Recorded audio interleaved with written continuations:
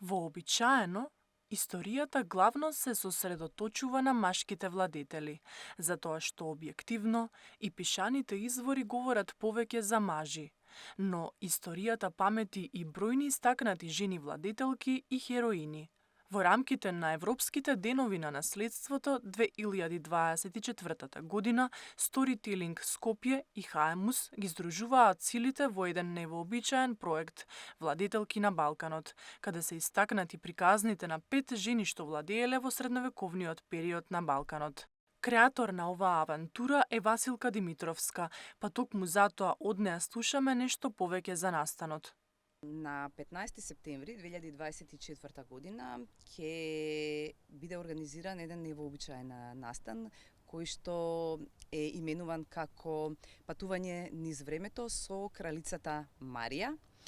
игрифицирано искуство низ средниот век. Гледачите на Сител телевизија можат да видат дека во моментот се наоѓаме на платото на ливадата која што се наоѓа пред Скопското кале, каде што и ќе се случува ова авантура во живо, која е прилагодена за сите возрасти и таа е практично поддршка на еден голем европски проект во кој што е вклучена мојата организација Хаемус. Тоа е проектот She Leaders VR или Владетелки на Балканот, кој што е фокусирана на 5 средновековни владетелки во 5 држави: Македонија, Албанија, Црна Гора, Босна и Херцеговина и Србија, и има за цел да го реконструира животот и владеењето на секој од нив. Во нашиот случај тоа е Марија Палеологова, кралица која што живеела во 14-тиот век во средновековната палата на Скопското кале, и како резултат на овој голем европски проект кој што е поддржан од програмата Креативна Европа се мобилна апликација и апликација за проширена реалност или виртуелна апликација, каде што луѓето со помош на VR научари ќе можат да играат игра специјално создадена во која што е направена обид за реконструкција на палатата на Скопското кале. Ќе можат да влезат во незе, да преку разни загадки и мистерии да се обидат да го најдат тајниот артефакт кој што и припаѓал на кралицата Марија Палеологова. Европските денови на наследството се една огромна манифестација која што се прославува насекаде низ Европа, скоро во повеќе од 55 држави, некаде од почетокот до крајот на септември. Во Македонија отприлика тоа е некаде околу средината на септември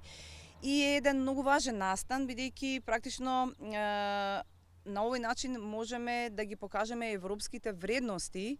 на нашето локално наследство и тоа во пошироки рамки, бидејќи се што ќе отиде на интернет и на социјални мрежувања, секој тип на комуникација, буквално се дисеминира на повеќе јазици. Но, од друга страна, ова е навистина многу добро граѓанските организации, институциите во Македонија да се вклучат, независно дали работат во областа на природното или на културното наследство, бидејќи со самото вклучување во оваа манифестација добиваат право да учествуваат на еден од двата грантови кои што ги распишува самата манифестација, се поддржани од Советот на Европа и од Европската комисија, кои што понатаму доколку го добијат ќе им даде за право да реализираат некој собствен проект. Ова го кажувам од мое лично искуство, бидејќи во 2020 година јас и Хаемус ја добивме наградата за најдобра европска приказна за денот на Баба Марта, но тоа е нешто што е многу последователно на се она што го работиме, бидејќи Хаемус е правен носител на мартинките во УНЕСКО и ова беше една убава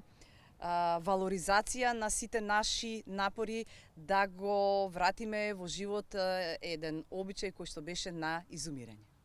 Ова игрифицирано искуство во рамките на Storytelling Скопје, кое е исполнето со мистерија, загадки и разни потраги кои ќе се случуваат на Скопското кале,